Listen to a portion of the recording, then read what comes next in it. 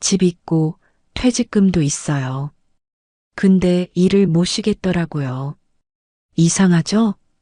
없는 사람이 아니거든요. 집 5억짜리 있고 퇴직금도 5천만 원 남아 있어요. 근데 매달 통장에 들어오는 돈은 84만 원이에요. 국민연금 50만 원, 기초연금 34만 원. 이게 전부예요. 나가는 돈은요? 100만 원은 그냥 나가거든요. 들어오는 돈보다 나가는 돈이 더 많아요. 그러니까 결국 일을 하게 되더라고요. 혹시 이런 분 계세요? 있는 건 있는데 그게 쓸 수 있는 돈이 아닌 분. 오늘 이 얘기 한번 해볼게요. 먼저 제 상황부터 말씀드리자면 집이 있어요. 서울에 5억짜리 집 한 채 있거든요. 제 명의로 되어 있고 대출도 없습니다. 남편이랑 젊었을 때 무리해서 샀던 집인데 그게 지금까지 남아 있는 거예요. 그때는 진짜 힘들었어요. 대출 갚느라 허리띠 졸라매고 살았거든요. 외식도 거의 못했고 여행은 생각도 못했죠. 아이들 학원비 내면서 대출이자 내면서 매달 빠듯하게 살았습니다. 주변에서 무리하지 마라 그랬어요. 근데 그때 아니면 평생 못 살 것 같았거든요. 서울 집값이 자꾸 오르니까 불안했죠. 그래서 무리해서라도 샀던 거예요. 근데 그 덕분에 지금 내 집이 있는 거잖아요. 남편이 3년 전에 먼저 갔거든요. 갑자기 쓰러지셨어요. 아침에 멀쩡하게 밥 먹다가 갑자기 쓰러진 거예요. 병원에서 일주일 버티다가 돌아가셨습니다. 그때 진짜 막막했어요. 앞으로 어떻게 살아야 하나. 하늘이 무너지는 것 같더라고요. 근데 집이라도 있으니까 버틸 수 있었어요. 갈 곳이 있다는 게 그나마 위안이 됐죠. 이 나이에 집 없으면 진짜 막막하거든요. 퇴직금도 있어요. 5천만 원 정도 남아 있습니다. 저도 평범하게 직장 다녔거든요. 월급 많이 받는 곳은 아니었는데 오래 다녔어요. 중간에 애들 키우느라 쉰 적도 있었고 이직도 몇 번 했죠. 그래도 꾸준히 일했으니까 이 정도 모인 거예요. 퇴직할 때 받아서 그냥 예금에 넣어뒀습니다. 어디 굴릴 줄도 모르고 잘못 건드렸다가 날릴까봐 무서웠거든요. 주변에서 주식해라, 펀드해라 얘기 많이 들었어요. 근데 저는 그런 거 잘 몰라요. 뉴스에서 손해봤다는 얘기 나오면 괜히 겁나더라고요. 그냥 은행에 넣어두는 게 마음이 편했습니다. 예금도 조금 있어요. 비상금이라고 따로 모아둔 거죠. 많진 않아요. 한 1,000만 원 정도? 이것도 손 안 대고 그냥 놔둔 거예요. 그러니까 다 합치면 5억 5천은 넘습니다. 적은 돈 아니잖아요. 누가 보면 그 정도면 괜찮네 할 수도 있어요. 노후 준비 잘 됐네 소리 들을 수도 있죠.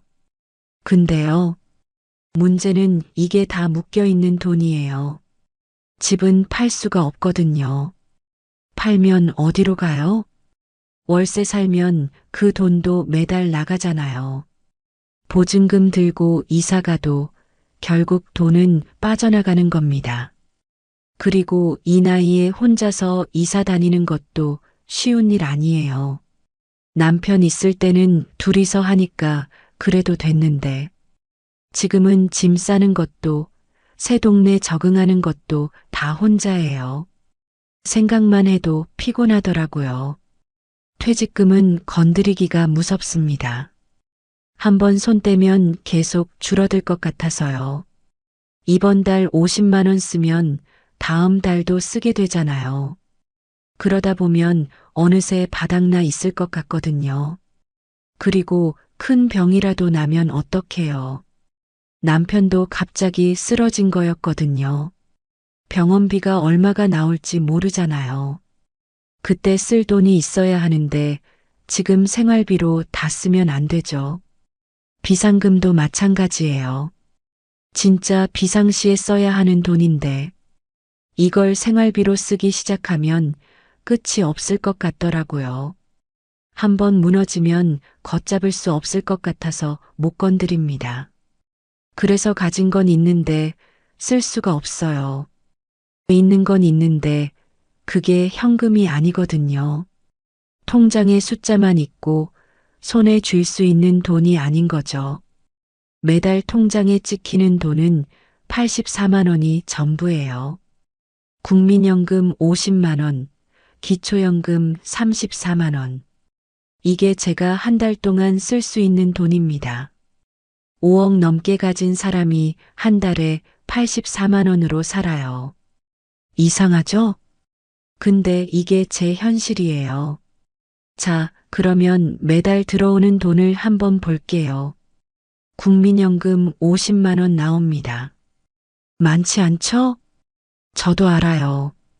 근데 어쩔 수 없었어요. 젊었을 때는 국민연금이 그렇게 중요한 줄 몰랐거든요. 그냥 월급에서 빠져나가는 돈이라고만 생각했죠. 나중에 받는다고는 하는데 그때는 너무 먼 얘기 같았어요. 그리고 중간에 애들 키우느라 일을 쉰 적도 있었어요. 그때는 국민연금을 안 냈죠. 경력 단절이라고 하잖아요. 저도 거기 해당됐던 거예요. 첫째 낳고 3년 쉬었고 둘째 때도 좀 쉬었거든요. 그 기간 동안은 연금이 안 쌓인 거죠. 그때는 그게 얼마나 큰 차이인지 몰랐어요. 당장 애 키우는 게 급했으니까요. 나중에 다시 일하긴 했는데 월급이 많지 않았습니다. 그러니까 연금도 적게 쌓인 거예요. 지금 와서 후회해봤자 소용없더라고요. 어쨌든 50만 원, 이게 제 국민연금이에요. 기초연금도 받고 있어요. 34만 원 정도 나오거든요. 이건 나라에서 주는 거잖아요. 65세 넘으면 소득 적은 사람한테 주는 연금이요. 처음에는 이것도 받을 수 있는지 몰랐어요. 집이 있으니까 안 될 줄 알았거든요. 주변에서도 집 있으면 기초연금 못 받아 그러더라고요. 근데 알아보니까 집 있어도 받을 수 있었어요. 주민센터 가서 물어보고 신청했습니다. 다행히 됐어요. 이것도 안 됐으면 진짜 막막했을 거예요. 그래서 국민연금 50만 원, 기초연금 34만 원, 합치면 84만 원이에요. 이게 매달 제 통장에 들어오는 돈 전부입니다. 남편 살아있을 때는 달랐어요. 남편 국민연금이 더 많았거든요. 남편이 월 100만 원 넘게 받았습니다. 직장을 오래 다녔고 월급도 저보다 많았으니까요. 둘이 합치면 150만 원은 됐었어요. 그때는 그래도 좀 숨통이 트였죠. 150만 원이면 아주 넉넉하진 않아도 둘이 살기엔 괜찮았거든요. 근데 남편이 돌아가시고 나서 그게 다 사라진 거예요. 남편 연금 100만 원이 그냥 없어진 거죠. 유족연금이라고 받긴 합니다. 근데 그게 남편 연금 전부가 아니거든요. 60%밖에 안 줘요. 100만 원 받던 사람 배우자한테 60만 원밖에 안 주는 거예요. 그것도 제 연금이랑 둘 중에 하나만 선택해야 해요. 둘 다 받을 수가 없더라고요. 그래서 계산해 봤어요. 유족연금 60만 원 받을까? 아니면 제 연금 50만 원에 유족연금 30% 더해서 받을까? 계산해 보니까 그냥 제 연금 받는 게 조금 더 낫더라고요. 얼마 차이 안 나지만요. 억울하죠. 남편이 평생 낸 연금인데 30년 넘게 꼬박꼬박 냈는데 왜 저한테 다 안 오는 건지 이해가 안 됐어요. 근데 그게 제도래요. 어쩔 수 없대요. 그냥 받아들여야 했습니다. 개인연금은 없어요. 젊었을 때 들어둘 걸 그랬어요. 보험 아줌마들이 맨날 왔었거든요. 연금 들어라. 노후 준비해라. 근데 그때는 여유가 없었어요. 대출 갚고 애들 키우고 생활비 쓰면 남는 게 없었거든요. 노후 준비해야 한다는 거 알았죠. 근데 당장 살기 바빴어요. 그게 지금 와서 발목 잡는 거예요. 그때 조금이라도 넣어뒀으면 지금 10만 원이라도 더 나올 텐데 후회해도 소용없습니다. 그러니까 정리하면요. 매달 들어오는 돈은 84만 원이에요. 국민연금 50만 원, 기초연금 34만 원. 이게 전부입니다. 5억 넘게 가진 사람한테 들어오는 돈이 84만 원인 거예요. 한 달을 이 돈으로 버텨야 합니다. 가능할까요? 들어오는 돈은 84만 원이에요. 그러면 나가는 돈은 얼마일까요? 한번 정리해 봤습니다. 관리비부터 볼게요. 작은 아파트라서 관리비가 10만 원 정도 나와요. 겨울에는 난방비 때문에 15만 원 넘게 나올 때도 있거든요. 여름에 에어컨 좀 틀면 또 올라가죠. 관리비는 무조건 내야 하는 돈이에요. 안 내면 안 되잖아요. 그냥 고정으로 빠져나가는 거예요. 통신비도 있어요. 핸드폰 요금이 5만 원 정도 나옵니다. 인터넷이랑 TV 합쳐서 3만 원 정도 되고요. 이것도 매달 나가는 거예요. 줄이고 싶어도 쉽지 않더라고요. 요즘 핸드폰 없이 어떻게 살아요? 은행 앱도 써야 하고 카톡도 해야 하잖아요.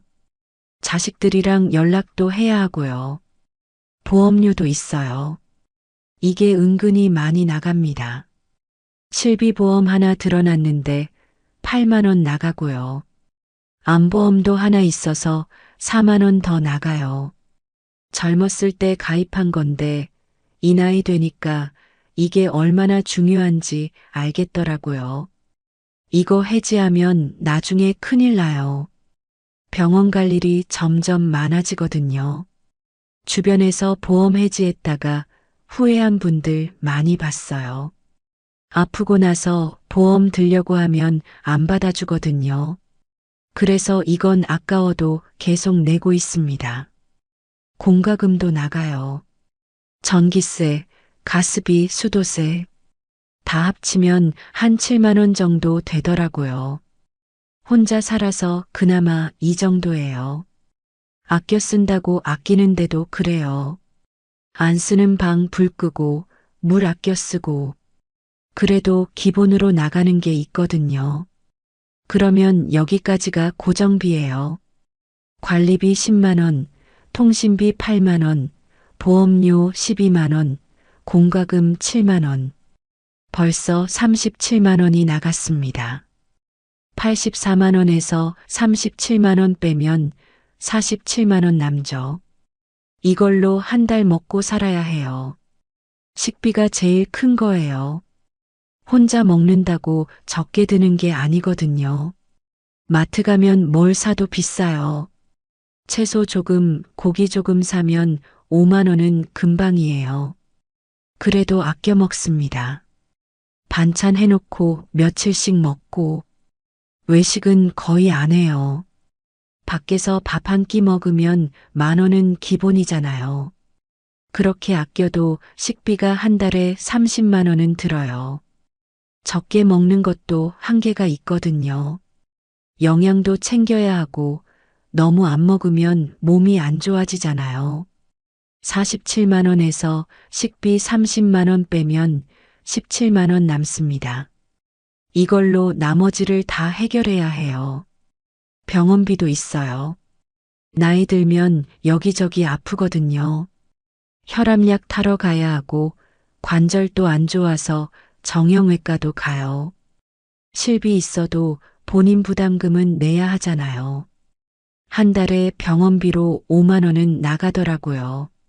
아플 때는 더 나가고요. 경조사비도 있어요. 이게 무시 못합니다. 누가 돌아가셨다. 누가 결혼한다. 안 갈 수가 없잖아요. 봉투에 5만 원, 10만 원 넣어야 하거든요. 한 달에 하나만 있어도 부담되는데 겹치면 진짜 힘들어요. 없는 돈 쥐어짜서 내야 합니다. 교통비도 있어요. 버스 타고 다니면 얼마 안 든다고 생각하잖아요. 근데 병원도 가야 하고 마트도 가야 하고 한 달에 3만 원은 나가더라고요. 그러면 다 합쳐볼게요. 고정비 37만 원, 식비 30만 원, 병원비 5만 원, 교통비 3만 원. 벌써 75만 원이에요. 경조사 하나만 있으면 85만 원 넘어갑니다. 84만 원 가지고는 빠듯한 거예요. 여유가 없어요.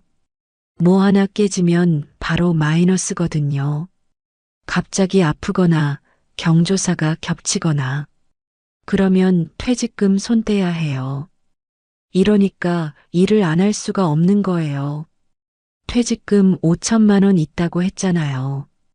그거 쓰면 되지 않냐고요? 저도 그 생각 해봤어요.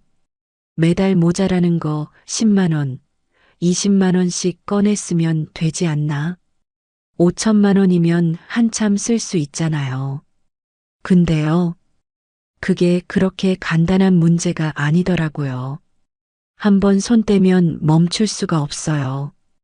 이번 달 20만 원 꺼냈으면 다음 달도 꺼내게 되거든요. 그 다음 달도요. 한번 무너지면 계속 무너지는 거예요. 처음에는 이번 달만 그러다가 나중에는 어쩔 수 없지 그러다가 어느새 1,000만 원 없어지고 2천만 원 없어지고 그러다 보면 바닥이 보이기 시작하겠죠. 그게 무서워요. 통장 잔고가 줄어드는 거 보는 게 진짜 무섭습니다. 늘어나는 건 없고 줄어들기만 하잖아요. 그 불안감을 어떻게 감당해요? 그리고 이 돈은 비상금이에요. 진짜 큰일 났을 때 써야 하는 돈이거든요. 남편이 갑자기 쓰러졌을 때 깨달았어요. 사람 일은 모르는 거더라고요. 아침에 멀쩡하던 사람이 저녁에 병원에 누워 있을 수 있어요. 그때 병원비가 얼마나 나왔는지 아세요? 일주일 입원하는데 몇백만 원 나왔습니다. 중환자실이라서 더 비쌌어요. 보험으로 일부 해결했는데도 목돈이 나갔거든요. 그걸 겪고 나니까 알겠더라고요. 돈은 있어야 해요. 갑자기 무슨 일이 생겼을 때 쓸 돈이 있어야 합니다. 저도 언제 쓰러질지 몰라요. 암에 걸릴 수도 있고 뇌졸중이 올 수도 있고 그때 병원비가 얼마가 나올지 모르잖아요. 수술비, 입원비, 약값, 보험으로 다 안 되거든요. 본인 부담금이 꽤 커요. 그때 돈이 없으면 어떡해요? 자식들한테 손 벌려야죠. 그게 싫어요. 자식들도 살기 바빠요. 애들 키우고 대출 갚고 거기다 부모 병원비까지 부담하면 얼마나 힘들겠어요. 그 짐 지우기 싫거든요. 그래서 퇴직금은 못 건드려요. 이건 정말 마지막 보루예요. 이거 다 쓰면 진짜 끝이에요. 또 있어요. 제가 몇 살까지 살지 모르잖아요. 요즘 90까지 사는 분들 많더라고요. 저도 건강하면 그 정도 살 수 있어요. 지금 60대 후반인데 앞으로 20년은 더 살 수 있는 거죠. 20년 동안 매달 20만 원씩 꺼내 쓴다고 해봐요. 20만 원 곱하기 12개월 곱하기 20년. 그게 얼마예요? 4,800만 원이에요. 5천만 원 있으면 딱 맞는 것 같죠? 근데 그건 물가 안 오른다는 가정이에요. 물가는 매년 올라요. 지금 20만 원으로 살 수 있는 게 10년 뒤에는 30만 원 들 수도 있어요. 그러면 부족해지는 거예요. 계산대로 안 되는 거죠. 그래서 함부로 손 떼기가 무섭습니다. 한번 쓰기 시작하면 멈출 수 없을 것 같고, 다 쓰고 나면 진짜 막막해질 것 같고, 차라리 몸이 움직일 때 일해서 버는 게 나아요. 퇴직금은 그대로 놔두고 일해서 모자란 돈 메우는 거죠. 그게 더 안전하다고 생각했어요. 그래서 일을 하는 거예요. 쉬고 싶어도 못 쉬는 거예요. 퇴직금 지키려고요. 이게 제 현실입니다. 집 5억이면 팔아서 쓰면 되지 않냐고요? 그 말도 많이 들었어요. 근데요, 집 팔면 어디로 가요? 지금 사는 동네에서 30년 넘게 살았거든요. 마트가 어디 있는지, 병원이 어디 있는지 다 알아요. 동네 사람들도 알고 아는 얼굴들이 있어요. 이 나이에 새 동네 가서 적응하는 거 쉬운 일 아닙니다. 젊었을 때는 괜찮아요. 근데 지금은 달라요. 낯선 데 가면 불안하거든요. 그리고 집 팔면 그 돈 어디로 가요? 월세 살아야죠. 서울에서 혼자 살 수 있는 작은 집 월세가 얼마인지 아세요? 보증금 5천에 월세 50만 원은 기본이에요.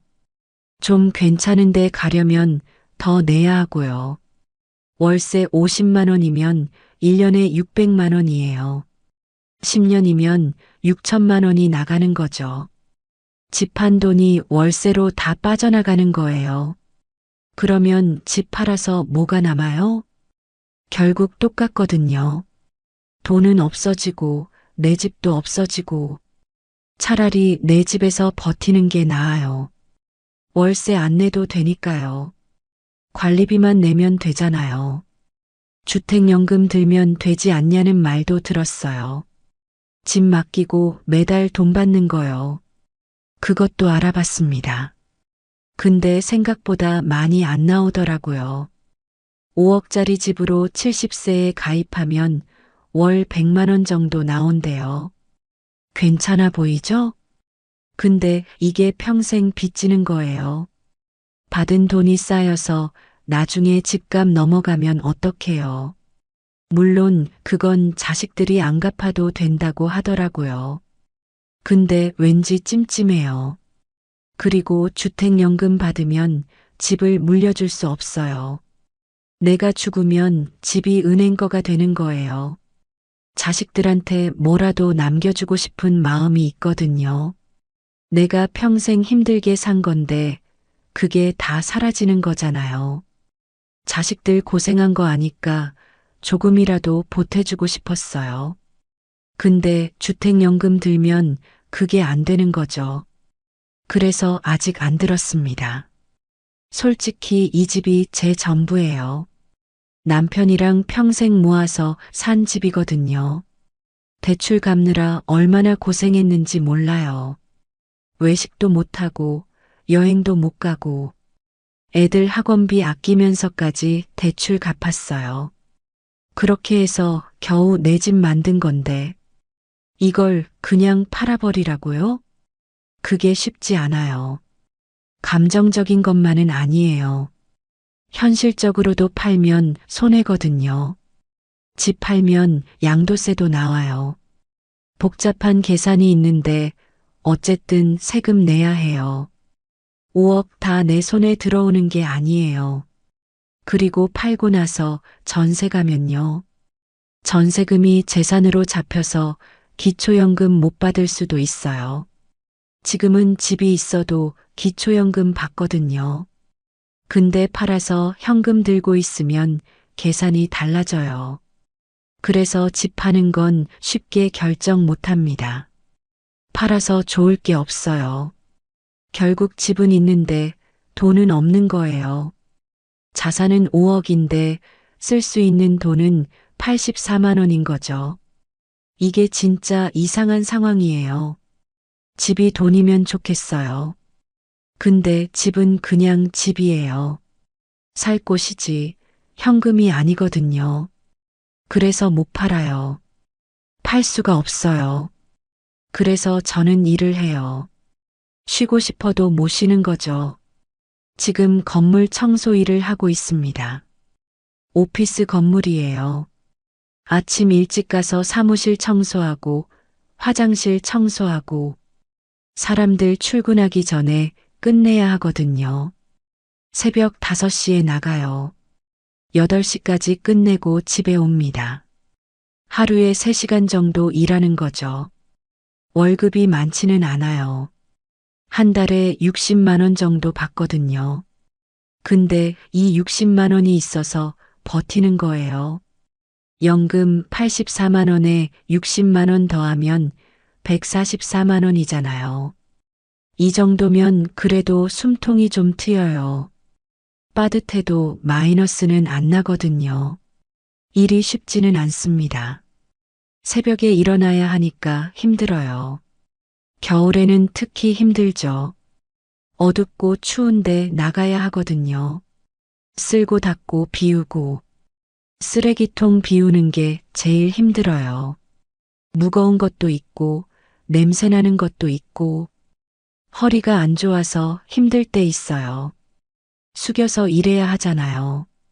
집에 오면 허리가 뻐근하더라고요. 근데 어쩔 수 없잖아요. 몸이 움직일 때 일해야 해요. 지금 아니면 언제 벌겠어요. 이 일 구한 것도 쉽지 않았어요. 요즘 나이 많으면 안 뽑으려고 하잖아요. 젊은 사람 쓰고 싶어 하지. 다행히 아는 분 소개로 들어갔습니다. 먼저 하시던 분이 그만두셔서 자리가 났거든요. 감사하죠. 이 자리도 소중해요. 쉬고 싶은 날도 있어요. 새벽에 알람 울리면 눈을 못 뜨겠더라고요. 오늘은 좀 쉴까 생각이 들어요. 근데 못 쉬어요. 하루 안 나가면 그날 품삯이 없잖아요. 하루에 3만 원이거든요. 그걸 그냥 날리기가 아까운 거예요. 그리고 한 번 쉬면 계속 쉬고 싶어져요. 몸이 기억하거든요. 따뜻한 이불 속이 편하다는 걸. 그러다 보면 나가기가 점점 싫어질 것 같아요. 그래서 아프지 않으면 일단 나갑니다.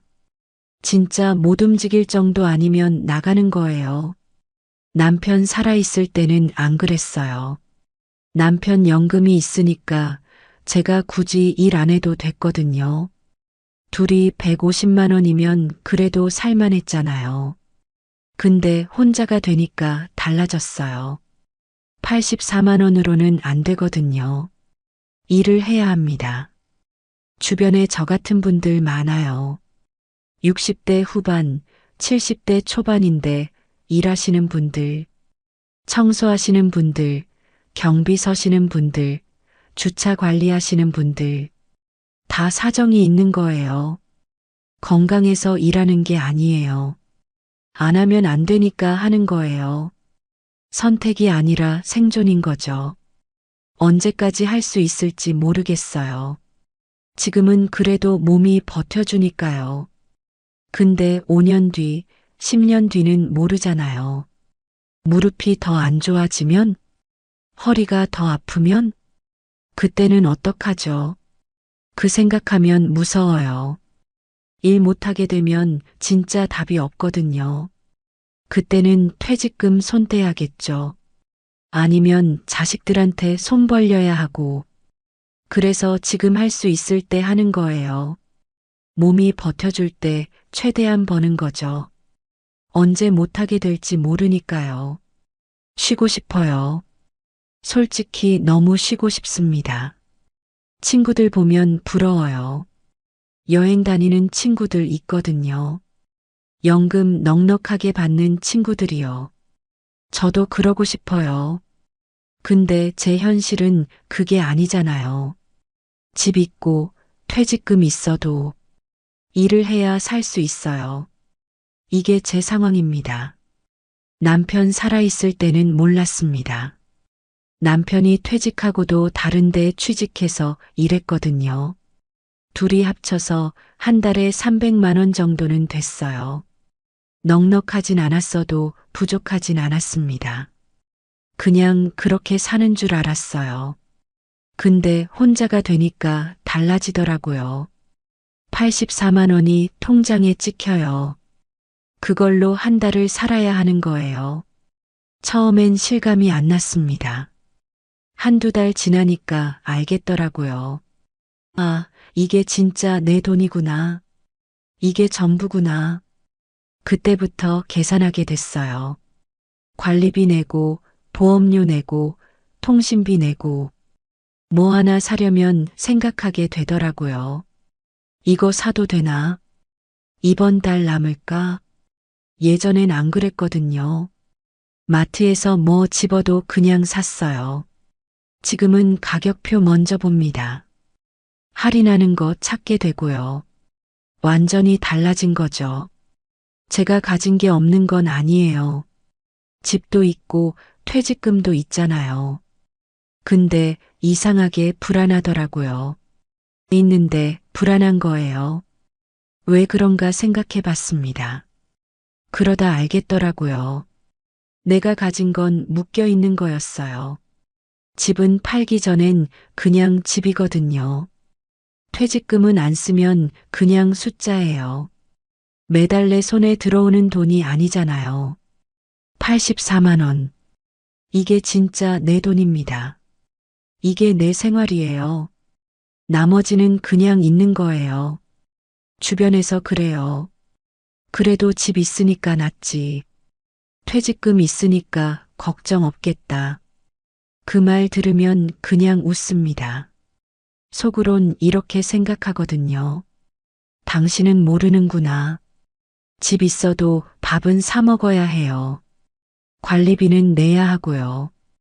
퇴직금 있어도 지금 당장 쓸 돈은 84만 원이에요. 이게 현실입니다. 자식들한테도 말 안 했어요.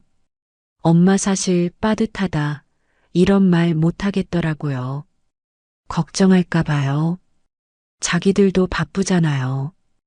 애 키우고 대출 갚고 거기다 엄마 걱정까지 시키기 싫었습니다. 그냥 괜찮은 척해요. 엄마 잘 지내? 하면 응 잘 지내 그래요. 청소 일하는 것도 안 말했거든요.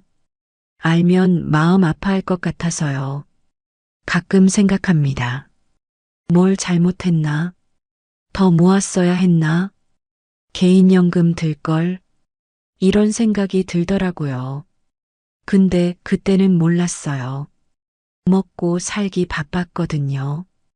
애들 키우고 남편 뒷바라지하고 노후 준비할 여유가 없었습니다. 그게 현실이었어요. 후회해봤자 소용없잖아요. 지금 상황에서 사는 수밖에 없죠. 그래서 일하는 거예요. 84만 원으론 안 되니까 60만 원 더 버는 겁니다. 그게 지금 제가 할 수 있는 거예요. 혼자가 되고 알게 됐어요. 노후는 가진 게 아니라 들어오는 돈이더라고요. 통장에 찍히는 돈이 얼마냐? 그게 생활이에요. 그게 마음의 여유고요. 5억이 있어도 84만 원으로 살면 마음이 편하지 않습니다. 늘 계산하게 되고 늘 조심하게 돼요. 이게 제가 배운 거예요. 좀 늦게 배웠죠. 이제 와서 후회해봤자 소용없어요. 시간은 안 돌아가니까요. 그래서 저는 지금 할 수 있는 것만 합니다. 첫 번째는 일이에요. 몸이 버텨줄 때까지 일하는 거예요. 새벽에 일어나는 거 힘들죠. 허리 아픈 거 힘들고요. 근데 60만 원이 들어오잖아요. 이게 있고 없고 차이가 커요. 84만 원이랑 144만 원이랑은 완전히 다른 삶이거든요. 쉬고 싶은 날도 있어요. 근데 참습니다. 지금 아니면 언제 벌겠어요. 70대 되면 이 일도 못할 수 있거든요. 할 수 있을 때 하는 거예요. 두 번째는 안 쓰는 거예요. 진짜 필요한 것만 사요. 예전에는 마트 가면 이것저것 집었거든요. 지금은 장바구니에 담았다가도 다시 내려놔요. 이거 꼭 필요한가? 없어도 되지 않나? 그렇게 생각하게 됐습니다. 외식도 거의 안 해요. 커피도 밖에서 안 사 먹어요. 집에서 타 먹으면 되거든요. 작은 거 하나하나가 다 돈이에요. 아끼는 수밖에 없습니다. 세 번째는 건강이에요. 이게 제일 중요하더라고요. 아프면 끝이거든요. 병원비도 문제지만 일을 못 하잖아요. 일 못하면 60만 원이 없어지는 거예요.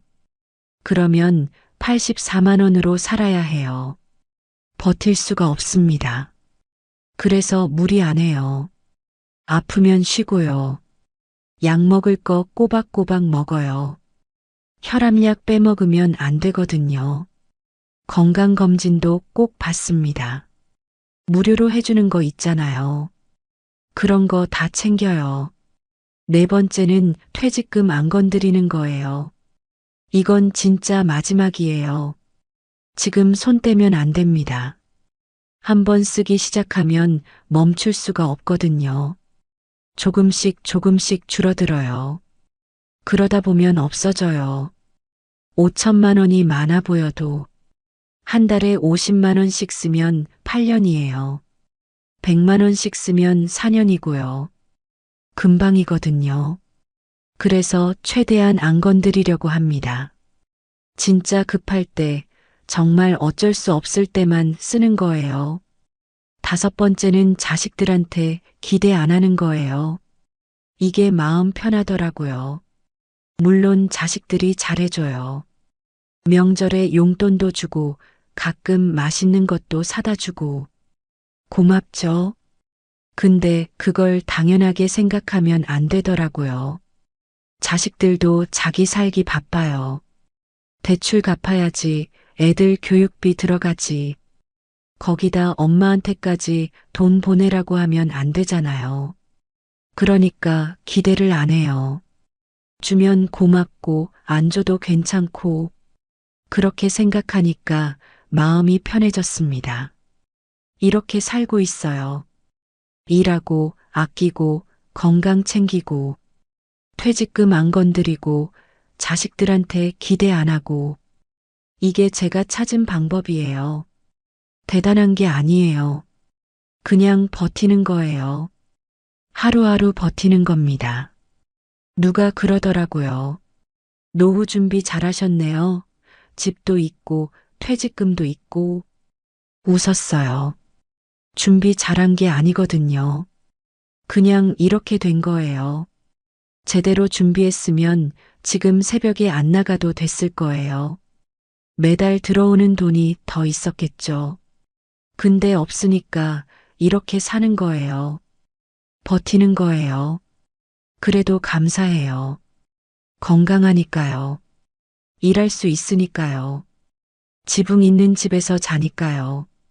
이것만 해도 다행인 거예요. 더 힘든 분들 많잖아요. 그분들 생각하면 저는 나은 거예요. 그러니까 불평 안 하려고요. 그냥 주어진 대로 삽니다. 오늘 제 이야기 들어주셔서 감사합니다. 집 있고 퇴직금 있고 겉으로 보면 괜찮아 보여요. 근데 매달 84만 원으로 사는 게 현실이에요. 그래서 새벽에 일하러 나가는 거고요. 자산이 있어도 현금이 없으면 힘들어요. 이게 제가 혼자 되고 배운 거예요. 좀 늦게 알았죠.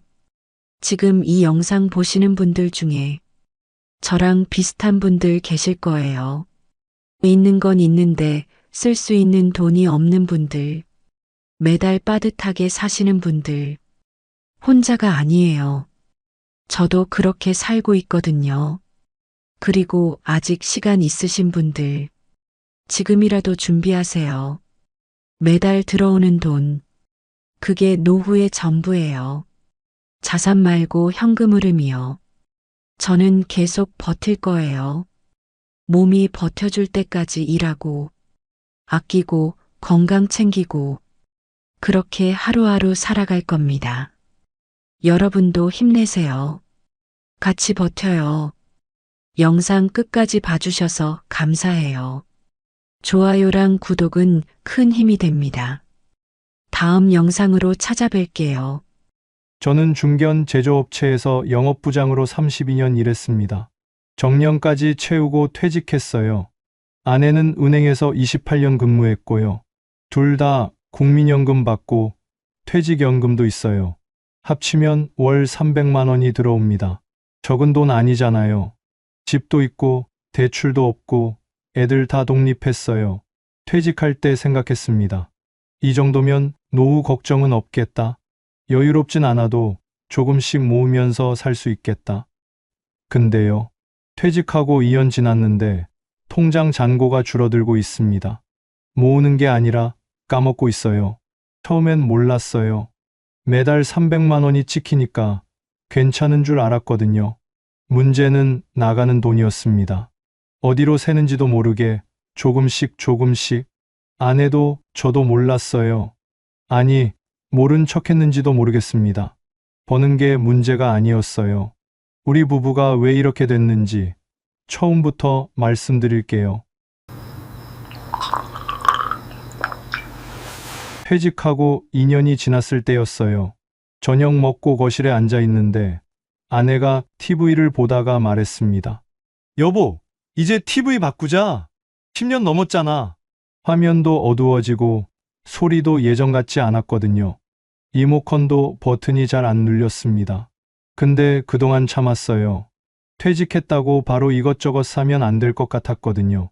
2년 동안 아꼈으니까 이제 하나 정도는 괜찮겠다 싶었습니다. 요즘 65인치 괜찮은 거 200만 원이면 되더라고요.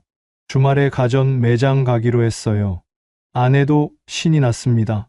가기 전에 통장을 확인했어요. 얼마나 모였나 보려고요. 없었습니다. 2년이에요. 매달 300만 원씩 들어왔어요.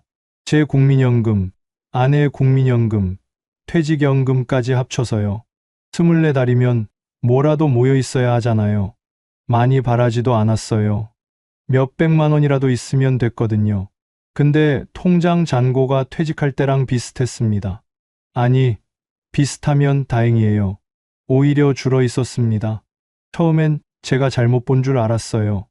눈이 침침해서 그런가 싶었습니다. 핸드폰 글씨를 크게 해놓고 다시 봤어요. 맞았습니다. 손이 떨리더라고요. 아내한테 보여줬습니다. 아내도 한참 들여다봤어요. 이상하다. 우리 뭐 큰 거 썼었나? 생각해봤습니다. 차 바꾼 것도 아니에요. 해외여행 간 것도 아니고요. 큰 병원비 나간 것도 아니었습니다. 애들한테 목돈 보낸 적도 없었어요. 퇴직하고 처음 몇 달은 정말 좋았거든요. 32년 동안 아침마다 출근하다가 이제 안 해도 된다는 게 꿈만 같았어요. 알람 없이 눈 떠지면 일어나고 눈치 볼 사람도 없었습니다. 아내는 저보다 1년 먼저 퇴직한 상태였고요. 둘이 늦잠 자고 늦은 아침 같이 먹었습니다. 오후엔 산책도 하고 마트도 같이 갔어요. 이게 노후구나 싶었습니다. 연금 들어오면 외식도 하고 필요한 것도 샀어요. 근데 사치하진 않았습니다. 비싼 거 안 먹었어요. 옷도 거의 안 샀고 골프도 안 쳤어요. 그냥 평범하게 살았습니다. 근데 왜 돈이 없는 거예요? TV는 그날 안 샀습니다. 가전 매장 안 가고 집에 앉았어요.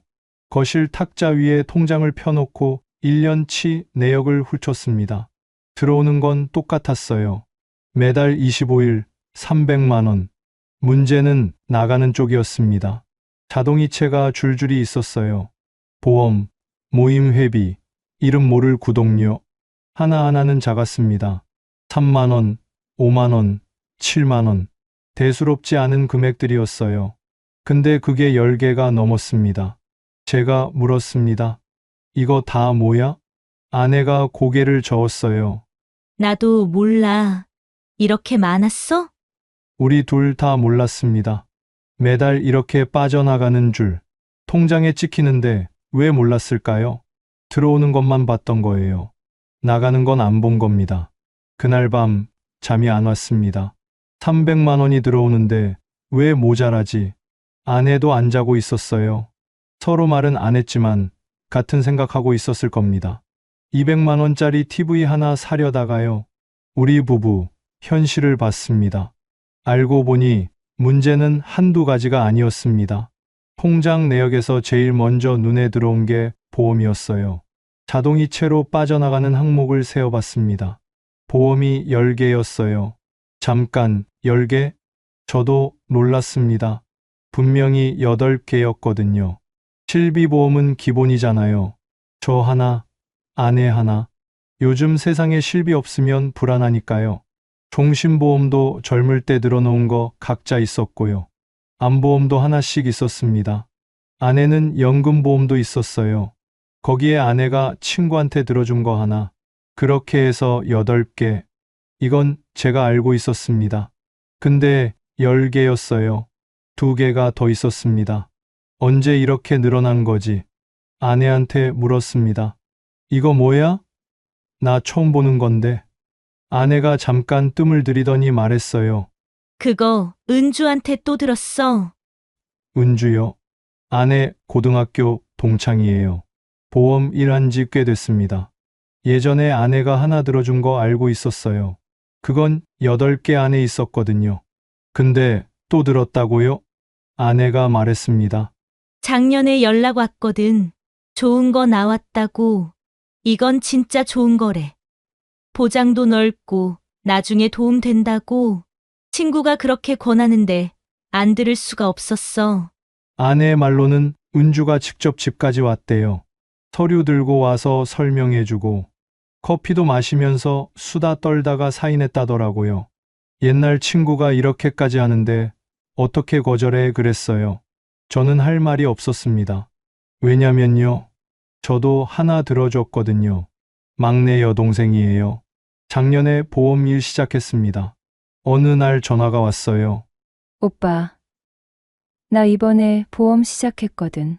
첫 달이라 실적이 필요해. 하나만 들어줘. 목소리가 조심스럽더라고요. 부탁하는 게 미안한 것 같았어요. 그게 더 마음이 쓰였습니다. 가족이잖아요. 안 들어줄 수가 없었어요. 월 5만 원이라고 했습니다. 그 정도야 뭐 생각했어요. 동생이 힘들다는데 5만 원 아까워하면 되겠어요. 막상 해보니까요.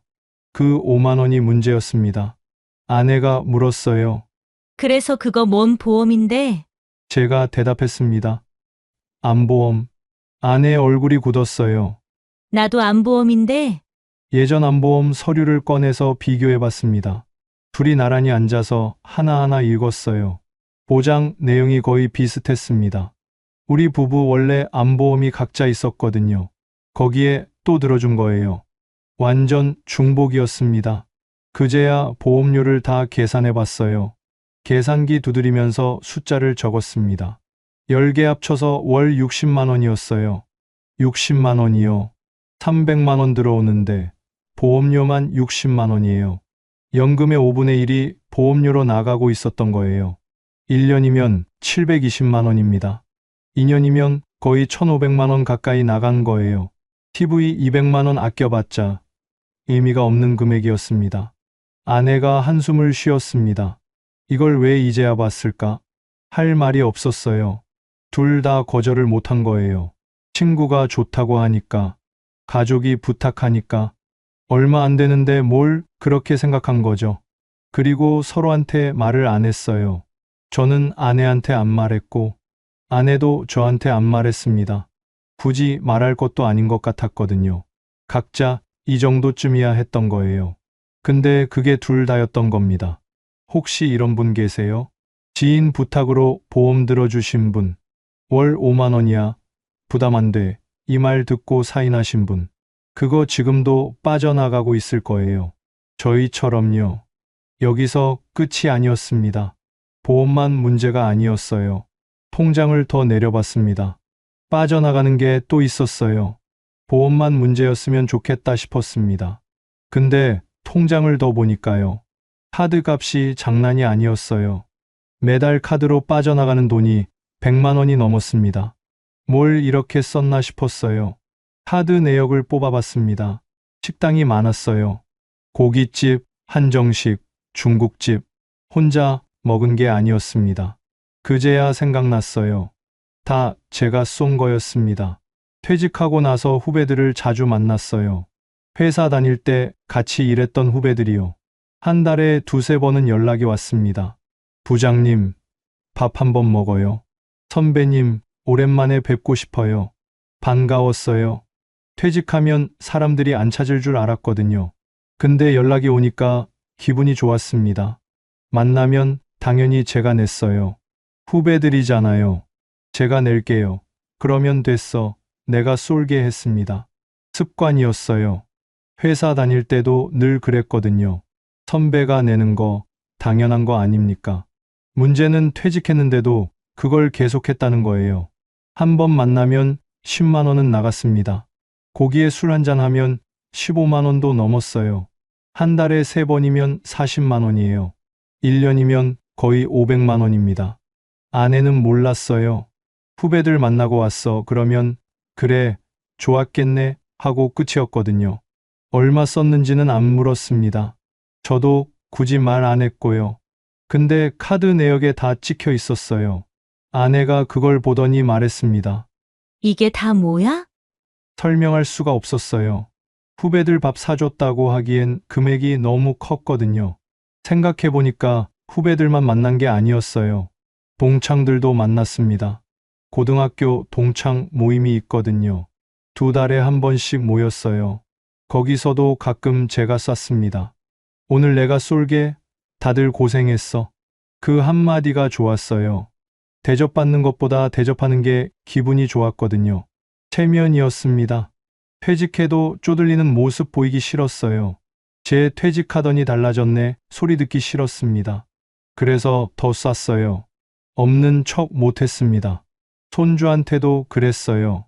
손주가 올 때마다 용돈을 줬거든요. 할아버지가 사줄게 이 말을 달고 살았습니다. 마트 가면 과자 사주고, 밖에 나가면 아이스크림 사주고, 용돈도 줬어요. 한 번 오면 5만 원, 10만 원씩. 아내도 마찬가지였습니다. 손주 보면 지갑을 열었어요. 할머니가 맛있는 거 사줄게. 우리 둘 다 그랬습니다. 손주한테 쓰는 건 아깝지 않았어요. 근데 그것도 쌓이니까 돈이었습니다. 카드값을 정리해 보니까요. 외식비, 모임비, 손주 용돈, 이것만 합쳐도 한 달에 50만 원은 나갔어요. 어떤 달은 70만 원도 넘었습니다. 보험 60만 원에 이것까지 더하면요. 130만 원이에요. 300만 원 중에 130만 원이 이렇게 나간 거예요. 절반 가까이가 새고 있었던 겁니다. 솔직히 포기하고 싶었습니다. 이걸 어떻게 줄여?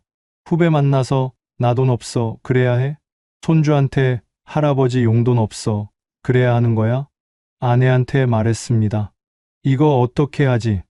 아내가 대답 안 하더라고요. 한참 있다가 말했어요. 당신만 그런 거 아니야. 아내도 쓴 게 있었습니다. 친구들 만나면 커피값 내고, 손주 올 때마다 뭐 사주고, 시장 가면 이것저것 사들고 오고, 우리 둘 다 그랬던 거예요. 쓰면서도 몰랐습니다. 티가 안 나니까요. 한 번에 10만 원, 5만 원. 그게 모이면 얼마인지 생각을 안 했어요. 통장엔 찍히는데 왜 몰랐을까요? 안 본 거예요. 보기 싫었던 건지도 모릅니다. 그날 밤 싸웠습니다.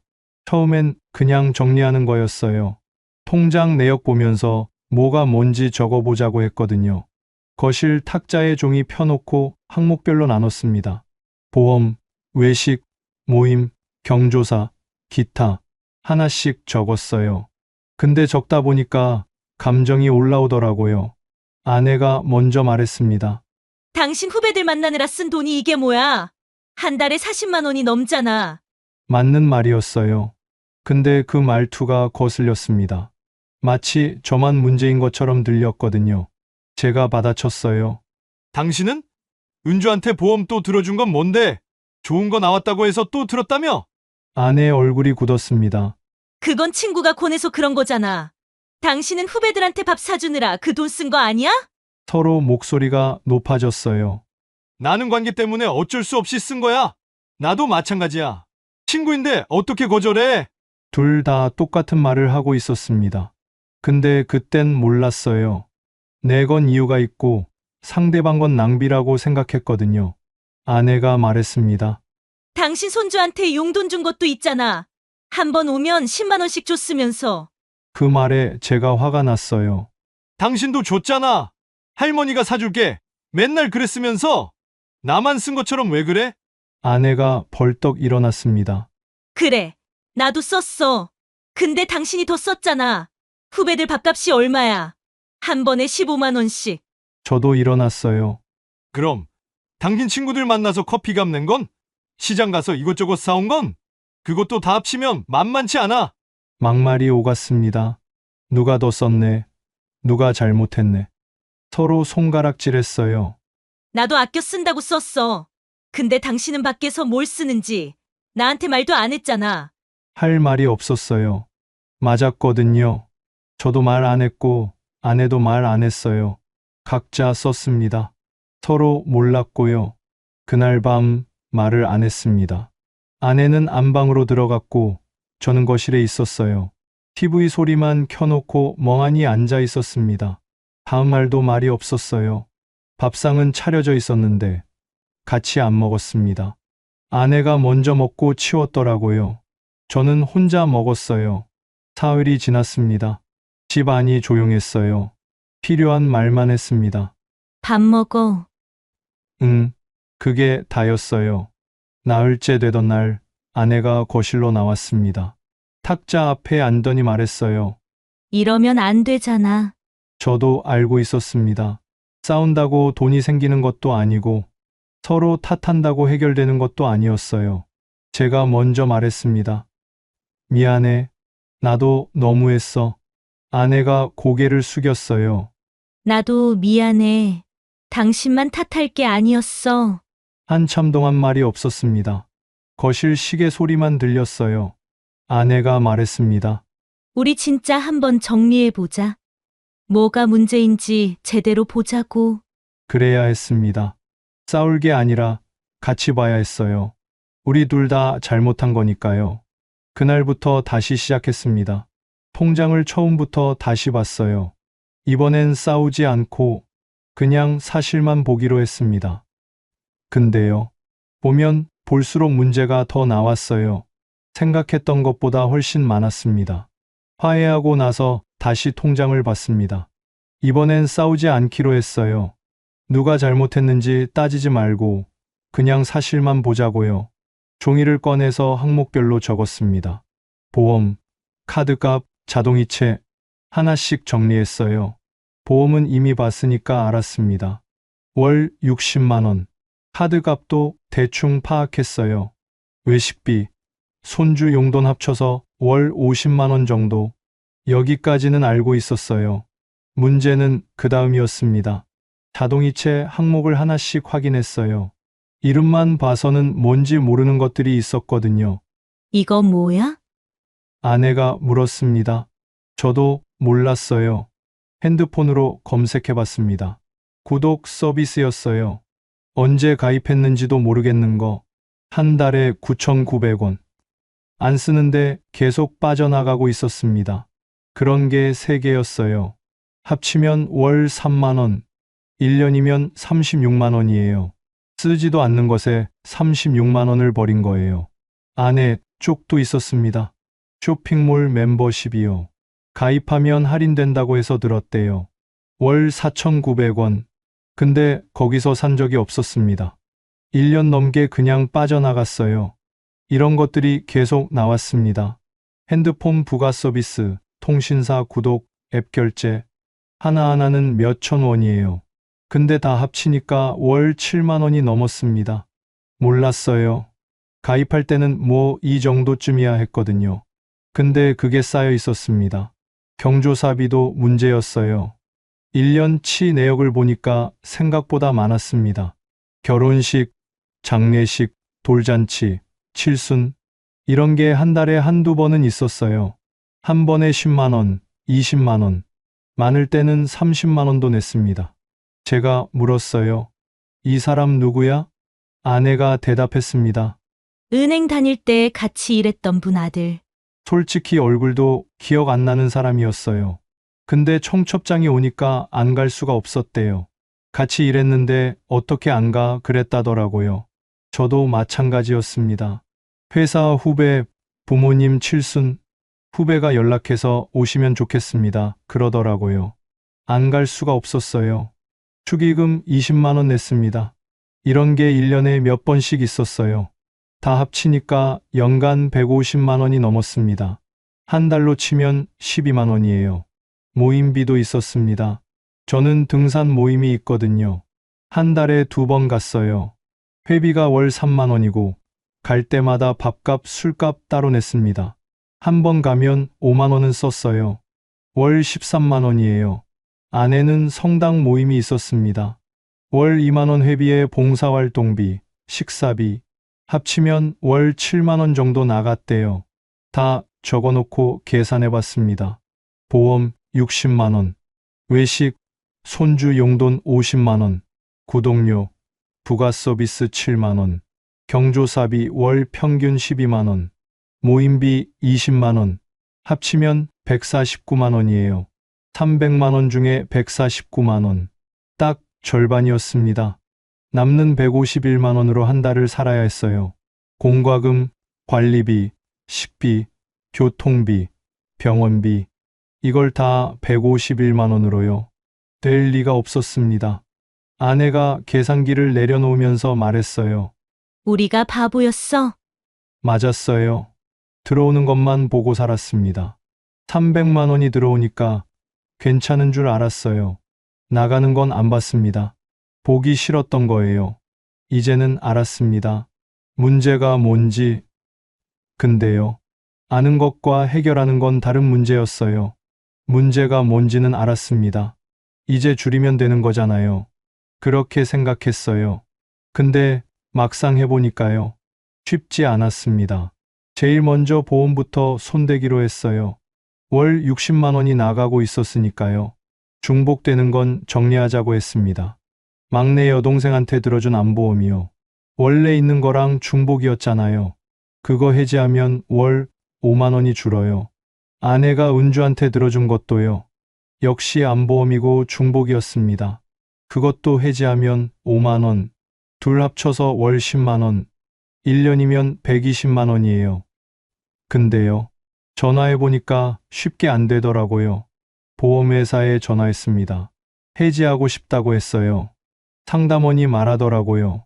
지금 해지하시면 환급금이 거의 없으세요.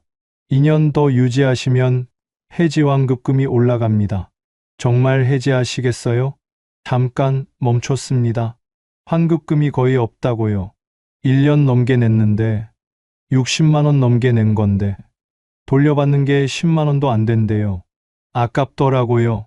그냥 버리는 느낌이었습니다.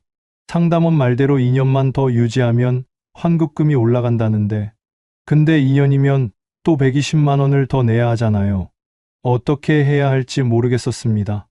해지하자니 지금까지 낸 돈이 아깝고 유지하자니 계속 나가는 돈이 부담되고 아내한테 말했어요. 이거 어떡하지? 아내도 한숨을 쉬었습니다. 나도 전화해봤는데 똑같대. 은주한테 들어준 보험도 마찬가지였어요. 해지하면 손해, 유지해도 손해, 어느 쪽이든 손해였습니다. 그리고 더 어려운 게 있었어요. 사람 문제요. 제가 막내 여동생한테 전화했습니다. 보험 얘기 꺼내려고요. 근데 막상 말이 안 나왔어요. 오빠, 보험 해지할게 이 말이요. 입에서 안 나왔습니다. 동생이 열심히 일하고 있거든요. 첫 해가 제일 힘들다고 들었어요. 실적 채우느라 고생하고 있는데 오빠가 해지하면 어떻게 되는 거야? 실적에서 빠지는 거 아닌가? 불이익 받으면 어떡해? 결국 말 못했습니다. 별일 없지? 그러고 끊었어요. 아내도 마찬가지였어요. 은주한테 연락해서 해지한다고 말해야 하는데 친구한테 어떻게 그런 말을 해 그러더라고요. 은주 체면도 있잖아. 그래서 보험은 그대로 두기로 했습니다. 일단 보류요. 언젠간 정리해야 하는데 지금은 못하겠다. 그렇게 미뤘어요. 구독 서비스는 좀 끊었습니다. 이건 사람이 없으니까요. 핸드폰으로 해지하면 되는 거였어요. 근데 이것도 쉽지 않았어요. 해지 버튼이 어디 있는지 모르겠더라고요. 앱을 이리저리 눌러봤는데 안 나와요. 결국 고객센터에 전화했습니다. 상담원 연결하는 데만 20분 걸렸어요. 겨우 연결됐는데요. 상담원이 말하더라고요. 정말 해지하시겠어요? 지금 해지하시면 혜택이 사라지는데요.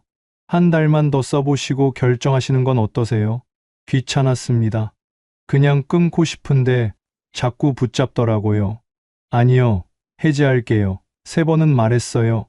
그제야 해지됐습니다. 이런 식으로 하나씩 끊었어요. 쓰지도 않는 구독 서비스 3개, 아내 쇼핑몰 멤버십, 통신사 부가 서비스. 다 끊는데 일주일 걸렸습니다. 월 7만 원을 줄인 거예요. 1년이면 84만 원이에요. 적은 돈 아니잖아요. 근데요. 해놓고도 기분이 이상했어요. 60만 원짜리 보험은 못 끊었거든요. 사람 때문에, 체면 때문에, 미안해서 7만 원은 끊었는데 60만 원은 못 끊었습니다. 뭔가 잘못된 것 같았어요. 아내가 말했습니다. 우리가 돈 때문에 이렇게까지 해야 하나? 친구한테, 가족한테 해지한다고 말하는 게 이렇게 어려운 거였어. 돈을 줄이는 게 문제가 아니었습니다. 관계가 걸려 있었어요. 그게 제일 어려웠습니다. 그래도 하나는 알았어요. 한꺼번에 다 못 바꾼다는 거. 작은 것부터 하나씩, 할 수 있는 것부터 시작해야 한다는 거. 보험은 나중에 다시 생각하기로 했습니다. 지금 당장은 못 끊겠으니까요. 대신 다른 걸 줄여보기로 했어요. 보험은 못 끊었지만 다른 건 줄여보기로 했습니다. 할 수 있는 것부터요. 제일 먼저 바꾼 건 후배들 만나는 거였어요. 퇴직하고 나서 후배들 연락 오면 다 나갔거든요. 반가우니까요. 근데 매번 제가 냈잖아요. 그게 한 달에 40만 원이었습니다. 이번엔 다르게 해보기로 했어요. 연락이 왔습니다. 부장님, 밥 한번 먹어요. 예전 같으면 바로 나갔을 거예요.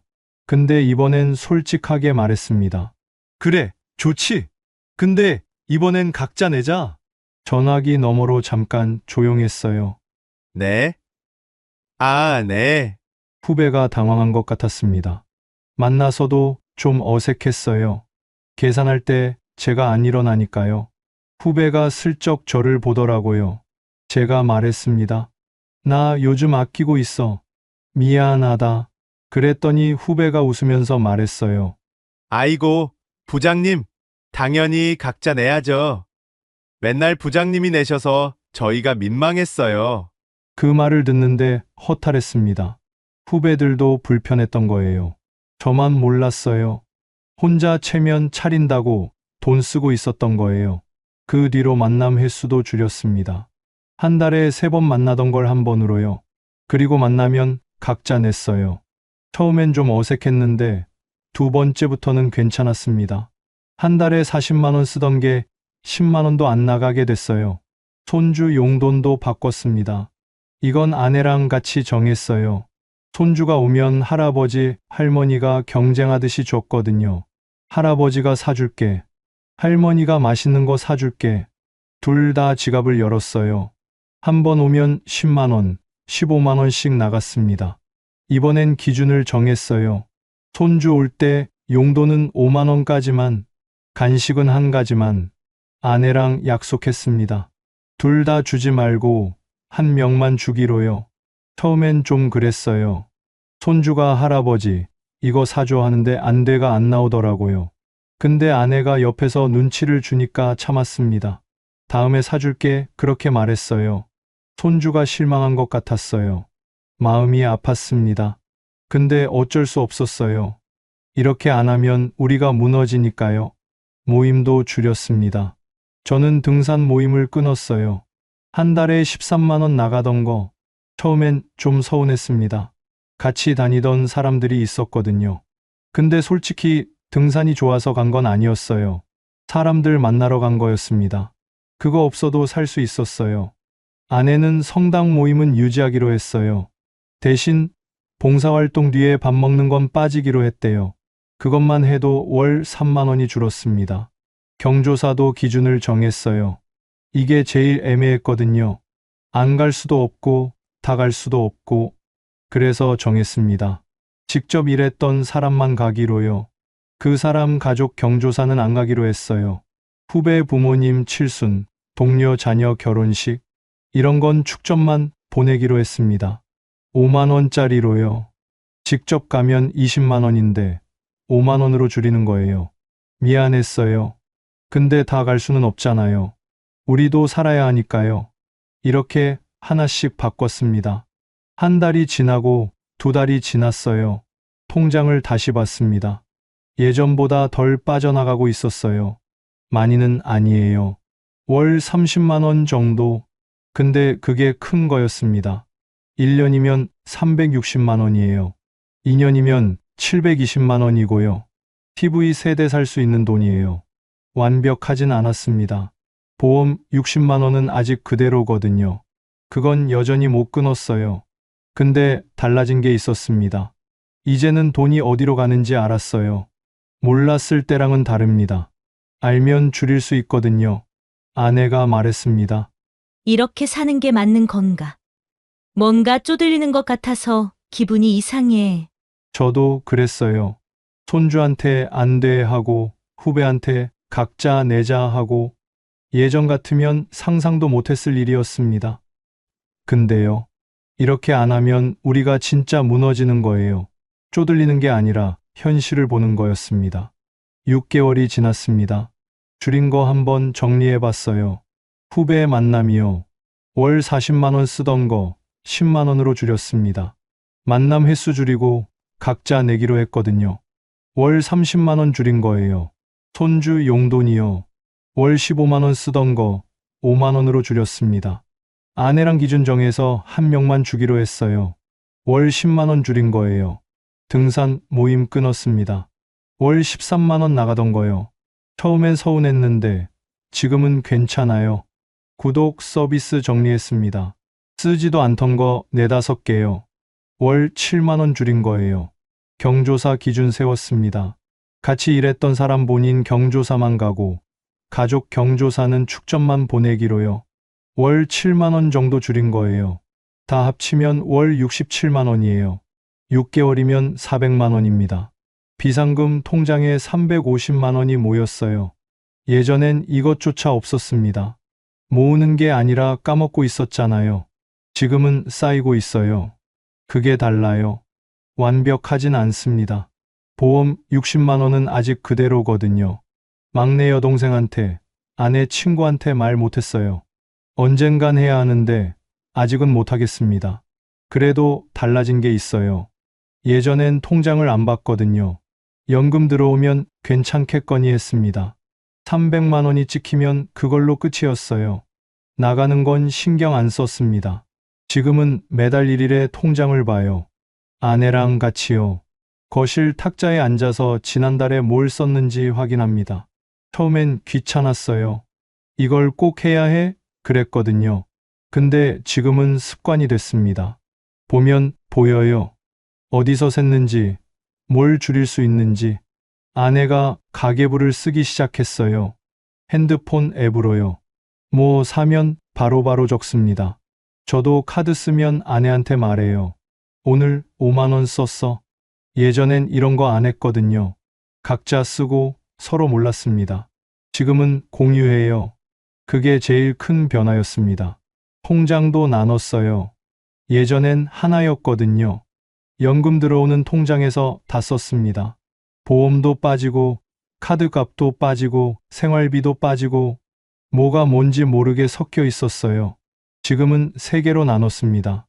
연금 통장, 생활비 통장, 비상금 통장. 연금 들어오면 바로 나눠요. 생활비 통장에 150만 원 넣고, 보험료, 공과금 빠지는 건 원래 통장에 두고, 남는 건 비상금 통장에 넣습니다. 이렇게 하니까 얼마 쓸 수 있는지 눈에 보여요. 후회도 있습니다. 왜 진작 안 봤을까? 퇴직하고 바로 정리했으면 좋았을 텐데. 2년 동안 새 나간 돈 생각하면 아깝습니다. 근데 지금이라도 알아서 다행이에요. 더 늦었으면 진짜 큰일 날 뻔했습니다. 5년, 10년 뒤에 알았으면 어떻게 됐겠어요? 상상하기 싫습니다. 300만 원이 적은 돈이 아니거든요. 근데 왜 모자랐을까? 답은 간단했어요. 들어오는 건 알았는데 나가는 건 몰랐습니다. 그게 다였어요. 지금 우리 부부 넉넉하진 않습니다. TV는 아직 안 바꿨어요. 10년 넘은 거 그대로 봐요. 화면 좀 어두워도 나오니까요. 언젠간 바꾸겠죠? 지금은 아니에요. 근데 불안하진 않습니다. 예전엔 불안했거든요. 돈이 어디로 가는지 모르니까요. 지금은 보여요. 그게 다릅니다. 여기까지가 우리 부부 이야기입니다. 월 300만 원. 적은 돈 아니에요. 근데 우리는 그 돈으로 2년 동안 까먹고 살았습니다. 왜 그랬을까요? 들어오는 것만 봤어요. 나가는 건 안 봤습니다. 혹시 이런 분 계세요? 연금 들어오니까 괜찮겠거니 하시는 분. 통장 잔고 확인 안 한 지 오래된 분. 이 정도쯤이야 하면서 쓰고 계신 분. 한번 확인해 보세요. 나가는 돈이 얼마인지, 어디로 새고 있는지. 저희도 TV 바꾸려다가 알았어요. 그때 안 봤으면 지금도 모르고 있었을 거예요. 완벽하게 안 해도 됩니다. 할 수 있는 것부터 하나씩. 그게 쌓이면 달라져요. 오늘 이야기가 도움이 되셨다면요. 주변 분들께 공유해 주시고요. 구독 한번 눌러주시면 감사하겠습니다. 긴 이야기 들어주셔서 감사합니다.